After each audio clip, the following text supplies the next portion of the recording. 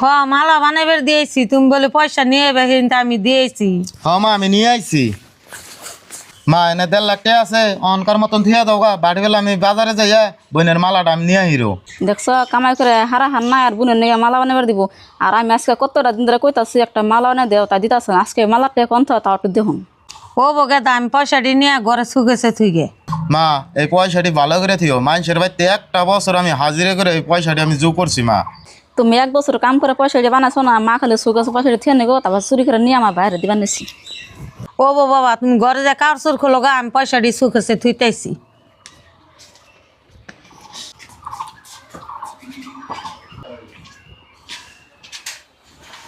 যে মা তো সুখ আছে পয়সা থুলো খাল ধোয় বাইরে, আমার বাইরে তো ফোন করছে আইবার নাকি, আইলে হাতা পয়সাটি দিয়ে দেব। আর মা আইতাছে পোলাই। এই যে পয়সা তো পাইছি, নিহরে আমার বাইরের দিকে।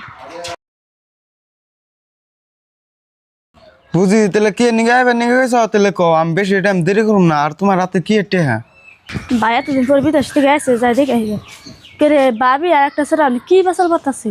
কেটে তোর জিজ্ঞাসা কর না, তুই হারা টেহাড়ি নিয়ে বাইতে যা আর মারা যা কবি বুঝে একটা মালা বানিয়ে পারছি। ও বুঝি মার ওই পয়সাটি দিয়া কমনি মালা বানিয়ে দিবেন নিগে। থাকো তাহলে যাই আমি।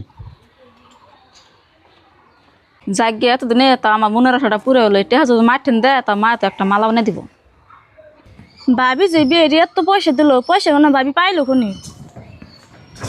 গে দাও আইতেছে না, কোন সময় এনে মালা নিয়ে যাবো হুনারের দোকানে। ও মা পয়সাটি দিলাম, পয়সাটি দাও। আমি সোনার দোকান যে মালাটা নিয়ে আহি গে।